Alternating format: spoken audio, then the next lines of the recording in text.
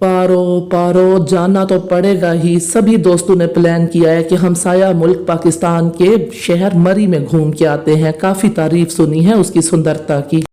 राजू जी, पता नहीं वहाँ के लोग कैसे होंगे। मेरे मन में तो बहुत खौफ पैदा हो रहा है और हमसाया मुल्क के बारे में तो बहुत कुछ सुन रखा है।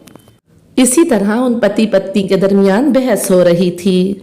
रहने दे पप्पू, तेरे बाबा ने कौन सा बात माननी है। उन्होंने तो अपनी मर्जी करनी है, यार दोस्तों के साथ जाके मरी घूमना है। पता नहीं मरी की सुंदरता कैसी है जो हमारे देश में नहीं है।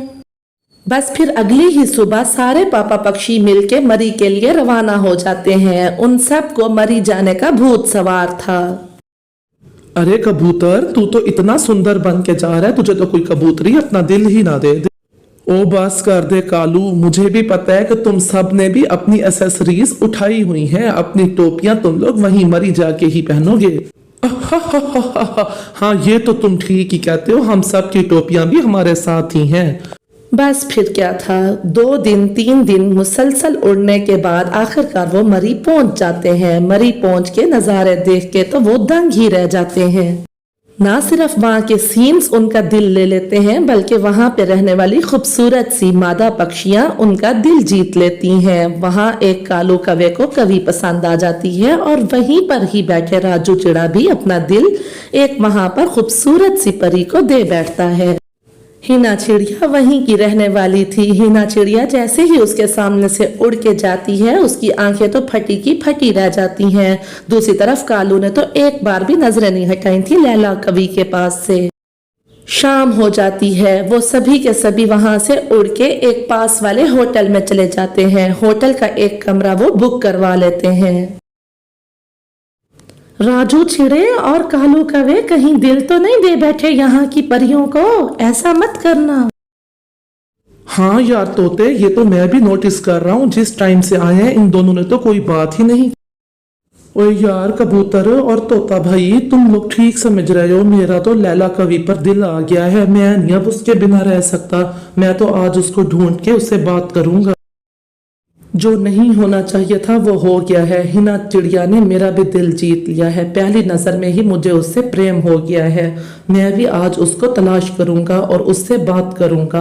अब मैं उसके बिना नहीं रह सकता।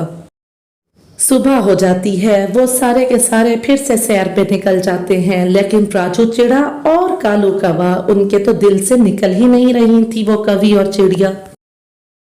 आखिर राजू किसी भी तरह से करके हिना चिड़िया को ढूंढ लेता है और उससे अपने दिल की बात कह ही देता है। हिना चिड़िया, बात यह है कि अब मैं तुम्हारे बगैर नहीं रह सकता। मेरा तुम पर दिल आ गया है, मुझे तुमसे मोहब्बत हो गई है। तुम अगर कहो तो मैं और तुम शादी कर लें। हिना चिड़िया उससे सोचने का वक्त मांगती है और फिर उन दोनों की दोस्ती बहुत बढ़ जाती है। वो अगले 2 दिन भी इसी तरह से घूमते फिरते रहते हैं। अब तो जैसे राजू भूल ही गया था कि पीछे भी उसका एक परिवार है, उसके बच्चे हैं। राजू, बात ये है कि मुझे भी आपसे बहुत मोहब्बत हो गई है, लेकिन हमारा धर्म मुख्तलिफ है। हिना, ये दिलों के रिश्ते धर्म पर नहीं चलते। मुझे तुमसे मोहब्बत है, तुम्हें मुझसे मोहब्बत है। हम दोनों को एक हो जाना चाहिए। मेरा भी पीछे परिवार है, मैं भी उनको छोड़ूंगा, तुम अपने परिवार को छोड़ दो। मेरा परिवार कभी भी नहीं मानेगा, क्योंकि मुख्तलिफ धर्म के और मुख्तलिफ कंट्री के लोगों को हम कभी भी बेटियां नहीं देते। दूसरी तरफ पारो चिड़िया बैठी सोच रही होती है। ए जी, कितने दिन हो गए, अब आ भी जाओ आप। मैं और बच्चे बहुत परेशान हैं आपके बिना। मम्मा मम्मा, पापा कब आएंगे? 5 दिन हो गए पापा को गए हुए, अभी तक नहीं आए। मुझे तो बहुत याद आ रही है उनकी। हाँ मेरे बेटे, मुझे भी उनकी बहुत याद आ रही है और बहुत सारे कामकाज ऐसे हैं जो उनके बिना अधूरे हैं। बस पापा आने ही वाले होंगे। इधर आखिर हिना चिड़िया और राजू चिड़ा आपस में शादी कर लेते हैं। हिना अपने परिवार से चोरी राजू से निकाह कर लेती है। वहाँ लैला कवि और कालू कवे के दरमियान भी मोहब्बत बहुत आगे बढ़ गई थी।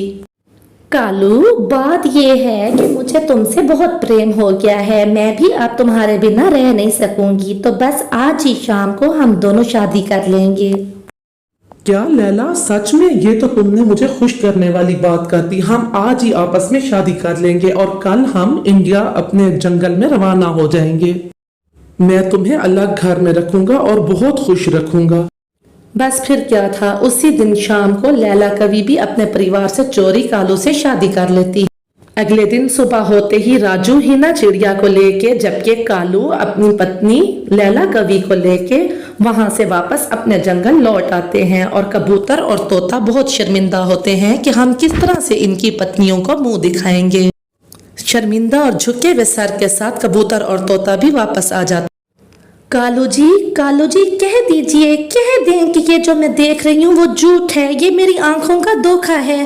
कह दें, आप ऐसा नहीं कर सकते मेरे साथ, आप धोखा नहीं दे सकते मुझे। जो तुम देख रही हो गोरी वही सच है। लैला कवि अब मेरी पत्नी है और कल सुबह होते ही हम अपने अलग घर में शिफ्ट हो जाएंगे। तुम मेरे बेटे राजू का अच्छे से ध्यान रखना। पापा आप बहुत बुरे हैं, आप बहुत बुरे पापा हैं। आपने मम्मा को और मुझे बहुत बड़ा धोखा दिया है, मैं आपको कभी माफ नहीं करूंगा। कालू जी, इस धोखे को मैं कभी माफ नहीं करूंगी। दूसरे देश की, दूसरे धर्म की आप पत्नी बना के आ गए और अपनी ही धर्म की पत्नी को आप भूल गए। अगर ऐसा है तो जाइए, मैं आपको कभी माफ नहीं करूंगी। दूसरी तरफ राजू चिड़ा भी हिना चिड़िया को लेके अपने घर के पास पहुंच जाता है। पारो चिड़िया के ऊपर भी एक पहाड़ टूटने वाला था।